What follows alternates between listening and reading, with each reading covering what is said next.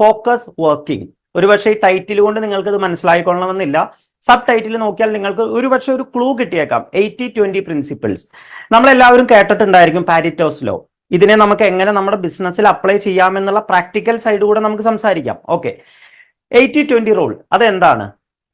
നമുക്ക് ഒരു ഏത് കാര്യം എടുത്ത് നോക്കുകയാണെങ്കിലും അതിൻ്റെ ഒരു രണ്ട് രീതിയിൽ ചിന്തിക്കുക. ഒരു 100 പേര് ഒരു കാര്യം ചെയ്യുന്നു. 100 പേര് ചെയ്യുന്ന കാര്യത്തിൽ 20% ആളുകളാണ് 80% പ്രവൃത്തിയും എടുക്കുന്നുണ്ടായിരിക്കുക. ഉദാഹരണമായിട്ട് പറയുകയാണെങ്കിൽ ഒരു ഫുട്ബോൾ മാച്ച് നടക്കുന്ന സമയത്ത് 10 പേര് അവിടെ കളിക്കുന്നുണ്ട്. അതിൽ 2-3 ആളുകളായിരിക്കും ആ മാച്ചിലെ ഏറ്റവും നല്ല രീതിയിലുള്ള കോൺട്രിബ്യൂഷൻസ് ചെയ്യുന്നുണ്ടായിരിക്കുക. ഒരു ക്രിക്കറ്റ് മാച്ച് എടുത്ത് നോക്കുകയാണെങ്കിലും നോർമലി ഒരു ടീം സപ്പോസ് ഒരു 300 റൺ സ്കോർ ചെയ്യുന്ന സമയത്ത് അതിൽ 2 പേരോളം എങ്ങനെ പോയാലും സെഞ്ചുറി അടിച്ചിട്ടുണ്ടായിരിക്കും. അല്ലെങ്കിൽ സെഞ്ചുറിയുടെ ചുറ്റുവട്ടത്ത് 2-3 പേര് കൂടിയിട്ടായിരിക്കും ആ 300 റൺസിലുള്ള മാക്സിമം കോൺട്രിബ്യൂഷൻസ് ചെയ്തിട്ടുണ്ടായിരിക്കുക. അല്ലാതെ എല്ലാവരും കൃത്യമായിട്ട് 10 പേര് 30-30-30 അങ്ങനെ ഉണ്ടാവില്ല ഒരിക്കലും. അപ്പോൾ 80-20 റൂള് പ്രകാരം 20% ആളുകൾ 80% കാര്യങ്ങൾ ചെയ്യുന്നു. 80% ആളുകൾ വെറും 20% കാര്യങ്ങൾ മാത്രമാണ് ചെയ്യുന്നത്. അപ്പോ നമ്മൾ എവിടെ ഫോക്കസ് ചെയ്യണം? ഇത് നമ്മുടെ ടീമിലും ബാധകമാണ്. നിങ്ങളുടെ ടീമിൽ ഒരു 100 ആളുകളാണ് ഉള്ളത്. അങ്ങനെ വരുന്ന സമയത്ത് അതിൽ 20 വ്യക്തികളായിരിക്കും 80% ബിസിനസ് വോളിയവും ക്രിയേറ്റ് ചെയ്യുന്നുണ്ടായിരിക്കുക. 80% പ്രവൃത്തി എന്ന് പറഞ്ഞാൽ നമ്മളുടെ ഇവിടുത്തെ പ്രവൃത്തി എന്ന് പറഞ്ഞാൽ 4 ബേസിക്സ്, നിരന്തരമായിട്ടുള്ള പ്ലാൻ, പേഴ്സണൽ ആക്ടിവിറ്റി, സർക്കിൾ, ഇത്തരത്തിലുള്ള കാര്യങ്ങൾ ചെയ്യുന്നുണ്ടായിരിക്കുക 20% ആളുകളായിരിക്കും. അപ്പോൾ നമ്മൾ എവിടെ ഫോക്കസ് ചെയ്യണം? ഈ ഒരു നിയമപ്രകാരം നോർമലി നമ്മൾ എപ്പോഴും മനസ്സിലാക്കേണ്ട ഒരു കാര്യം, ഇത് നമ്മളെപ്പോഴും ഇതിനെ വേറൊരു രീതിയിൽ ചിന്തിച്ചു കഴിഞ്ഞാൽ കൃത്യമായിട്ട് നിങ്ങൾക്ക് എവിടെ ഫോളോ ചെയ്യണമെന്ന് മനസ്സിലാക്കാൻ പറ്റും. ഞാൻ കഴിഞ്ഞ ദിവസം ഒരു റിപ്പോർട്ട് വായിച്ചതാണ്. അതായത് ഒരു ക്രൈം റിലേറ്റഡ് ആയിട്ടുള്ള ഒരു ആർട്ടിക്കിൾ ആണ് വായിച്ചത്. നമുക്ക് അതിൽ നിന്നും പോസിറ്റീവ് എടുക്കാൻ സാധിക്കുമല്ലോ. നമ്മൾ എന്ത് കാര്യം വായിക്കുന്നു എന്നുള്ളതല്ല, എന്ത് നമ്മൾ അതിൽ നിന്ന് ഗ്രാബ് ചെയ്യണം എന്നുള്ളതാണ് വിഷയം. ഓക്കെ, ഞാൻ അതിൽ നിന്ന് മനസ്സിലാക്കിയെടുത്ത ഒരു കാര്യം എന്താണെന്ന് വെച്ചിട്ടുണ്ടെങ്കിൽ 20% വ്യക്തികളാണ് 80% ക്രൈമുകളും ചെയ്യുന്നത്. അതായത് കുറ്റവാളികൾ എടുത്തു നോക്കുകയാണെങ്കിൽ വെറും 20% കുറ്റവാളികളാണ് 80% ക്രൈമുകളും ചെയ്യുന്നുണ്ടാവുക. കൃത്യമായിട്ട് പറഞ്ഞാൽ നിങ്ങൾക്ക് മനസ്സിലാക്കി തരാം. നമ്മുടെ റോഡുകളിൽ നടക്കുന്ന ആക്സിഡന്റുകളിൽ ഒരു മേജർ കോൺട്രിബ്യൂഷൻ എന്ന് പറഞ്ഞാൽ ഏറ്റവും കൂടുതൽ ആക്സിഡന്റ്, അതായത് ഒരു 80%-ഓളം ആക്സിഡന്റിനും കാരണം 20% ആളുകളായിരിക്കും. വേറൊരു രീതിയിൽ ചിന്തിച്ചു നോക്കാം. നമുക്കൊരു പോസിറ്റീവായിട്ട് കുറച്ചും കൂടെ ഡിഫറെന്റ് ആംഗിളിൽ ചിന്തിച്ചു നോക്കുകയാണെങ്കിൽ ഇപ്പോൾ നമ്മളുടെ ഒരു ബ്രാൻഡ് എടുക്കുകയാണ്. നമുക്കറിയാം, ഇപ്പൊ നമ്മളെല്ലാവരും കൺസ്യൂമർ പ്രൊഡക്റ്റുകൾ യൂസ് ചെയ്യുന്ന വ്യക്തികളാണ്. ടൂത്ത് പേസ്റ്റ്, അങ്ങനെ നിരവധി ബ്രാൻഡുകൾ നമ്മൾ യൂസ് ചെയ്യുന്നുണ്ട്. ഇത്തരത്തിലുള്ള ഉൽപ്പന്നങ്ങളിൽ 80% മാർക്കറ്റ് ഷെയറും എന്താ പറയുക കൈയാളുന്നത് 20% ബ്രാൻഡുകളാണ്. അപ്പോൾ നമ്മുടെ ടീമിലും എല്ലായിടത്തും ഇത് അങ്ങനെ തന്നെയാണ് എങ്കിൽ നമ്മൾ എവിടെ ഫോക്കസ് ചെയ്യണം?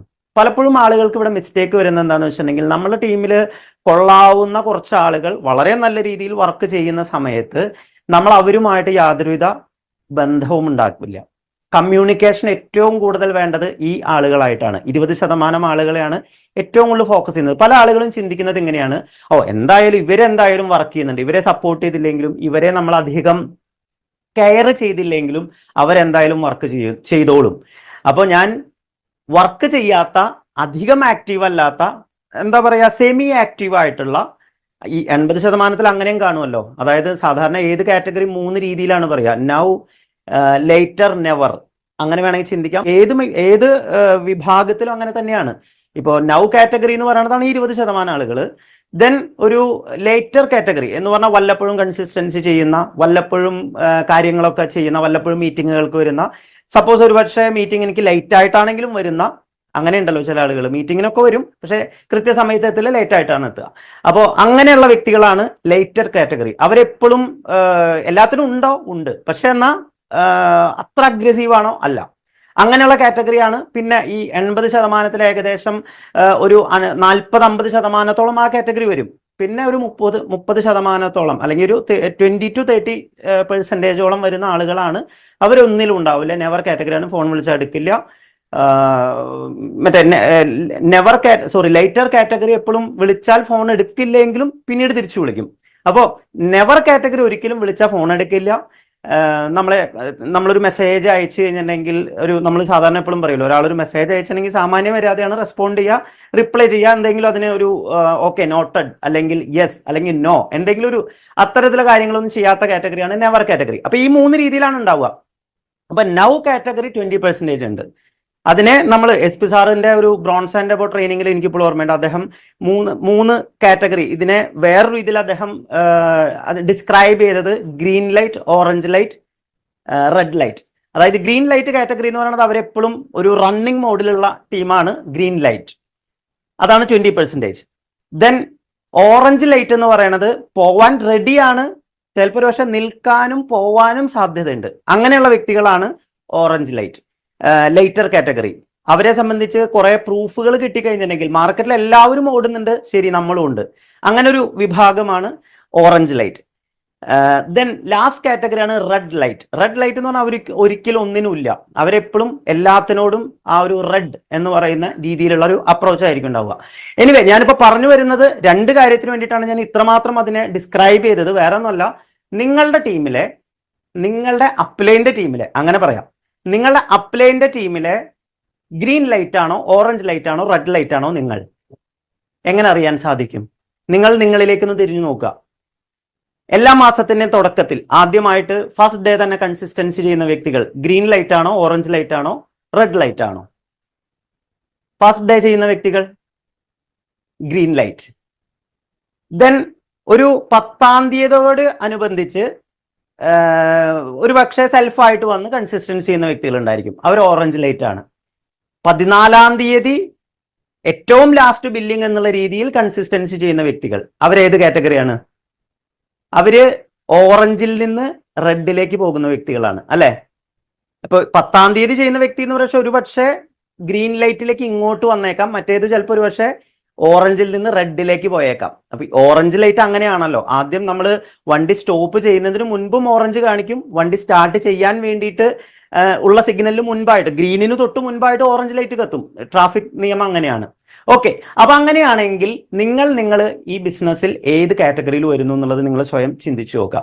ഒരു CEO മീറ്റിംഗ് നടക്കുന്ന സമയത്ത് രാവിലെ 10 മണിക്കാണ് മീറ്റിംഗ് എങ്കിൽ നിങ്ങൾ എത്ര മണിക്ക് എത്തുന്നു? 9:45 എത്തുന്ന ഗ്രീൻ ലൈറ്റ് കാറ്റഗറി ആണോ, അതോ മീറ്റിംഗ് തുടങ്ങി ഒരു 10 മിനിറ്റ് കഴിഞ്ഞ് ഒരു പക്ഷേ ഒരു 10:10 10:15 എത്തുന്ന ഓറഞ്ച് ലൈറ്റ് കാറ്റഗറി ആണോ എന്ന് പറഞ്ഞാൽ ഒരു പക്ഷേ മീറ്റിംഗ് തുടങ്ങുമ്പോഴേക്ക് എത്തുമായിരിക്കാം. എനിവേ ഓറഞ്ച് ലൈറ്റ് അങ്ങനെയാണ്. ദെൻ ഒരിക്കലും വരാത്ത റെഡ് ലൈറ്റ് ആണോ? നിങ്ങളുടെ അപ്ലൈൻ്റെ ടീമിലെ, അല്ലെങ്കിൽ നിങ്ങളുടെ ടീം, അപ്ലൈൻ്റെ ടീം എന്ന് പറയുന്നതിൽ മീനിങ് ഇല്ല, കാരണം ഇതൊറ്റ ടീമാണ്, വിന്നിങ് ടീമാണ്. വിന്നിങ് ടീമിലെ ഗ്രീൻ ലൈറ്റ് ആണോ, ഓറഞ്ച് ലൈറ്റ് ആണോ, റെഡ് ലൈറ്റ് ആണോ? നിങ്ങൾ സ്വയം ഒന്ന് നിങ്ങൾ വിശകലനം ചെയ്ത് നോക്കുക. ജീവിതത്തിൽ വിജയിക്കണമെങ്കിൽ നമ്മൾ ഏത് കാറ്റഗറിയിൽ ഉണ്ടാവണം? ഗ്രീൻ ലൈറ്റിൽ വേണോ, ഓറഞ്ച് ലൈറ്റിൽ വേണോ, റെഡ് ലൈറ്റിൽ വേണോ? സോ നിങ്ങൾ തീരുമാനമെടുക്കുക. നമ്മളുടെ ടീമിലെ, വിന്നിങ് ടീമിലെ ഒരു ഗ്രീൻ ലൈറ്റ് പേഴ്സൺ ആയിട്ട് ഞാൻ മാറും, ഗ്രീൻ ലൈറ്റ് കാറ്റഗറിയിലേക്ക് ഞാൻ എത്തും എന്നുള്ള രീതിയിൽ ഒരു ഡിസിഷൻ എടുക്കുക. അതിനനുസരിച്ച് നിങ്ങൾ മൂവ് ചെയ്യുക. സോ നമ്മൾ നമ്മുടെ ടീമിനെ ചിന്തിക്കുന്ന സമയത്ത് നമ്മൾ ഏറ്റവും കൂടുതൽ സമയം, ഏറ്റവും കൂടുതൽ കാറ്റർ ചെയ്യേണ്ടത്, ഏറ്റവും കൂടുതൽ ഫോക്കസ് ചെയ്യേണ്ടത് ആ 20%-ലുള്ള 80% പ്രവൃത്തിയും എടുക്കുന്ന ഗ്രീൻ ലൈറ്റ് ടീമിനെയാണ് നമ്മൾ ഏറ്റവും കൂടുതൽ ഫോക്കസ് ചെയ്യേണ്ടത്. ആ ഒരു വിഷയം സംസാരിക്കാൻ വേണ്ടിയിട്ടാണ് ഞാൻ ഇത്രമാത്രം ഒരു ഡിസ്ക്രിപ്ഷൻ നിങ്ങൾക്ക് തന്നത്.